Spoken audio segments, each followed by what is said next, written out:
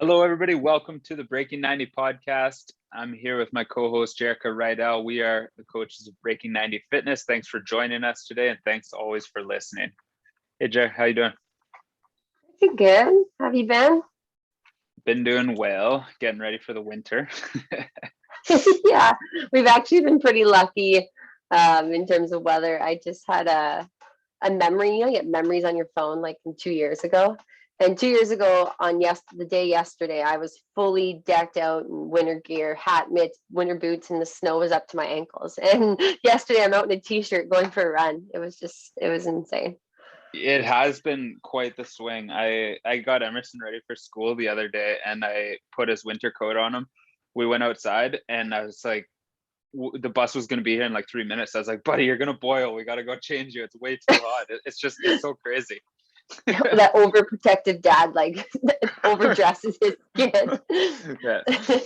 Yeah, he's all stuffed into his winter coats. All the kids are in like t-shirts and shorts. Yeah, no, it's super awesome, and I'm really taking advantage of the last few days that we're having. That's for sure. Nice. All What do you right, have for us so today? today, as you know, we've got our habits based kickstart coming up, and I wanted to talk about it a little bit, but also talk about the advantages to following a habits based approach rather than a more strict approach all the time. So just a little overview of what we're doing, and we kind of started this last year, but we've made some improvements and we learned and where we can change this. So what it's going to be is a 30-day habits-based kickstart, I call it, because it's a really good foundation to kickstart your fitness journey, or to give you that kind of kick in the ass if you've fallen off a little bit, right?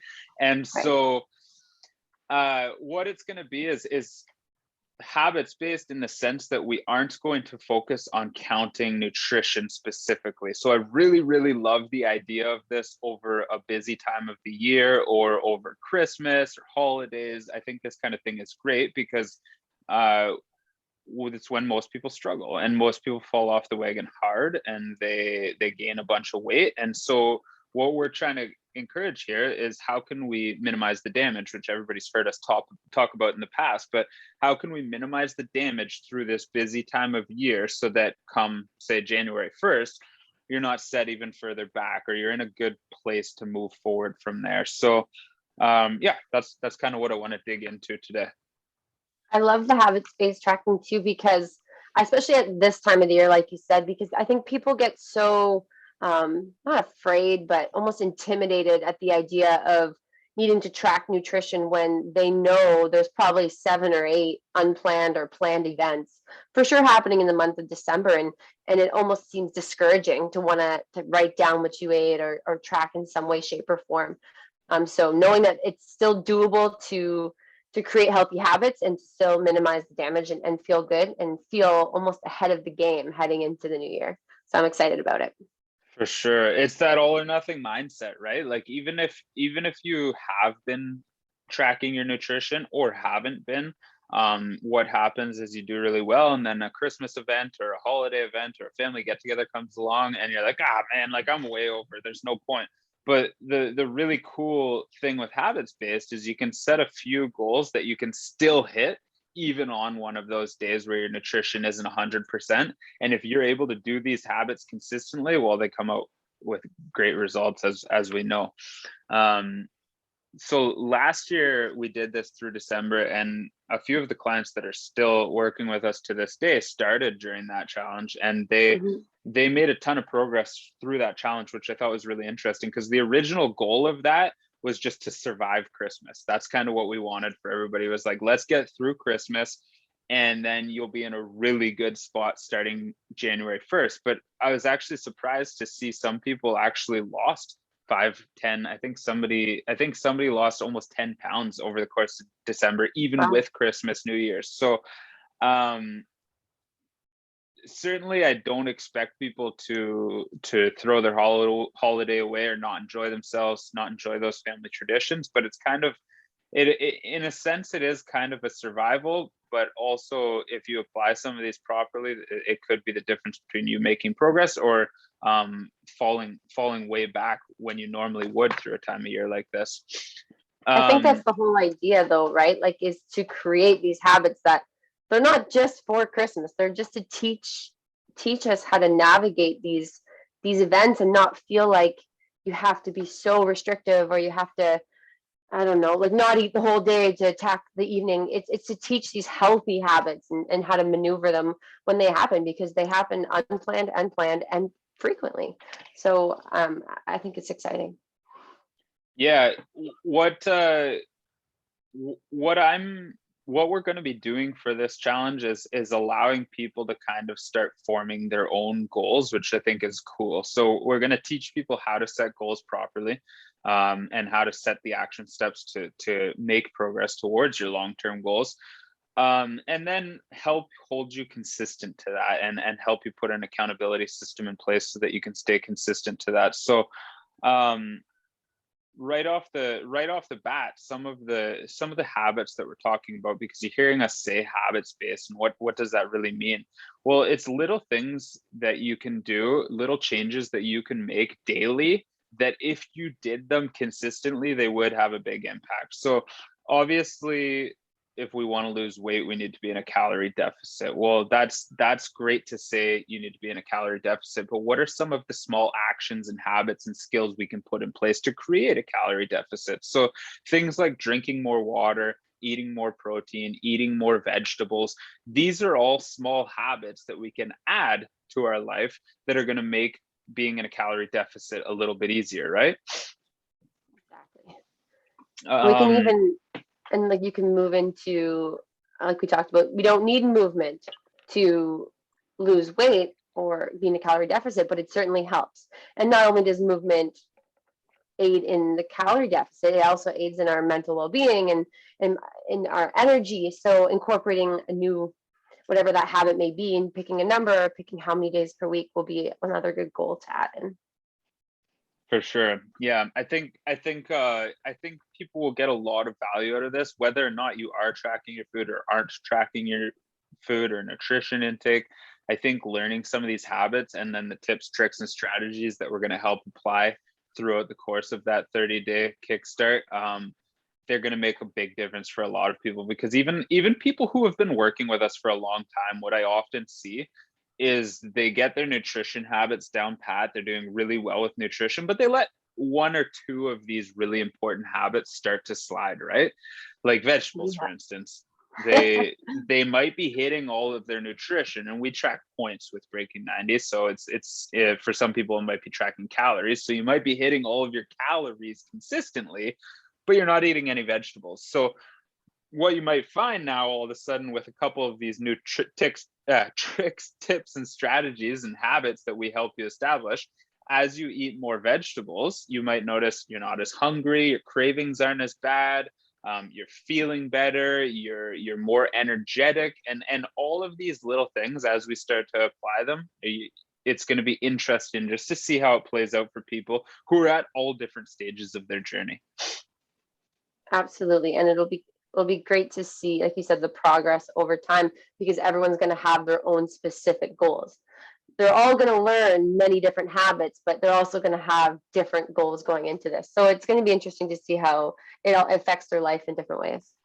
Yeah, one thing that I'm going to be using a lot is the BAMs, which we've talked about in the past, is the bare ass Mm-hmm. minimums. So it's just what that really means is moving yourself on your continuum, right? So your goals have to be unique to you, because you're not in the same situation as somebody else and everybody else on this journey. So for instance, we talked about vegetable intake. For some people, going up to 1 serving of vegetables every day will be a challenge, but for other people, going up to 4 servings of vegetables a day might be a challenge. So we're gonna really dig into that, and how this unique habits based approach can work for every person individually. So it's going to be good. We got the foundation in place last year. This year we've perfected it, and it's going to be that much better. So I'm really excited to see it this time around.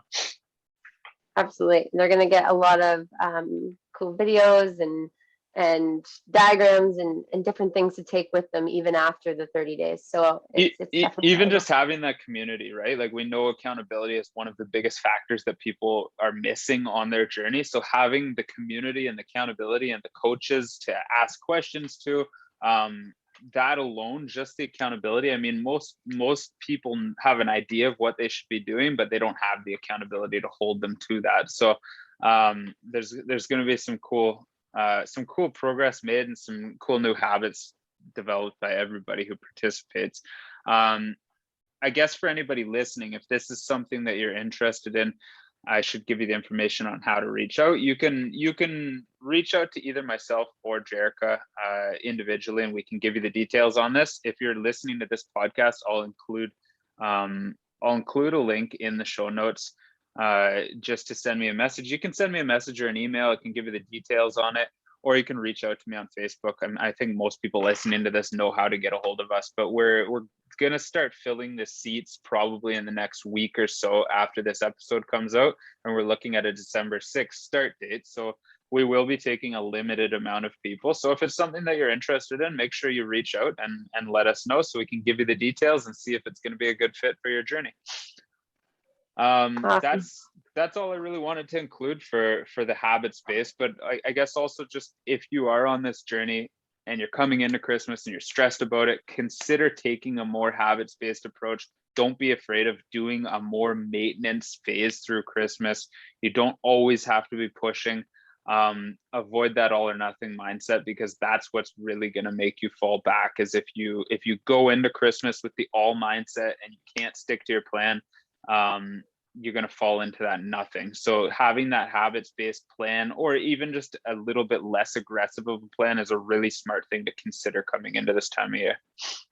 Yeah, you'd much rather be heading into, a fresh start for new year at somewhere where you're comfortable versus something that a period of time that you just kind of like was, oh shit, I wish I didn't do that. Right. So maintenance, I'm glad you said that. Maintenance is okay. And, going into it and just coming out comfortable and where we were is also a huge win, especially at a time like that. Yeah, I think I want to give a challenge actually to the listeners. For anybody listening to this, I want you to consider 1 to 3 habits that if you applied them every day of December could have a great impact. So small habits that if you really set your mind to, and you applied them, they could have a great impact if you stuck to that for the entire month of December. And I want you to think about that, and even reach out and let me know what 1 to 3 habits you've chosen, because I'm curious to hear what the listeners think on that and what you guys could apply. I think that could make December a significantly different for a lot of people. That's a really cool idea. I like it. That's it. That's all I wanted to include on habit space. But if you have questions on that, or about the challenge, or even about habit space goal approaches in general, reach out and I'd be happy to discuss this further with anybody. The tip that I want to leave you guys with today is something that we just talked about in one of our group coaching calls. So a lot of people struggle with the idea of meal planning, and they find it overwhelming, and they don't often make time for meal planning. And I think we try to complicate it. We as people try to complicate it more than we need to. Really, I think one of the best strategies, and I think Jerrika has even mentioned it in the past on this podcast, one of the best strategies that you can apply is planning your day out in advance. So before you start eating for the day, looking at what your intake for that day is going to be. And I like to work backwards. So start at bedtime. I like to have that bowl of yogurt with granola and berries. I know how much of my total intake that's going to consume. Put that in.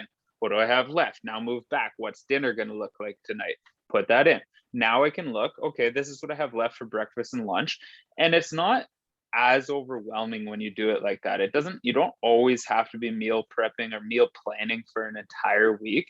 And if you plug and play like that, it's like, okay, well, that's simple enough. I know I've got room now at lunch for a sandwich or a salad or eggs, and you don't have to stress about it so much. It doesn't always have to be these big, intricate, planned out meals. No, I love that. And if you're doing points or if you're doing calories, doesn't matter. But when you get to dinner and you didn't plan and you're like, oh my God, I had such a big lunch today. And now you're stuck having like an egg for dinner. And that's not the sustainable approach that we want. We want you to plan so that you're satisfied all day and throughout the day. Or you don't plan for dinner, you have that big dinner, and now you can't have whatever that late night snack was that's important to you, that holds you on track, that you look forward to, because you overdid it on dinner because you didn't plan for it. So yeah, that's a really great point.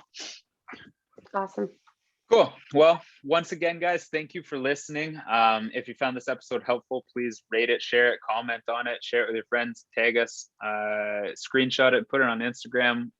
But as always, reach out if you have questions, comments, anything you want to go over. We're always happy to chat. So thank you all for being here. Hope you have a great day.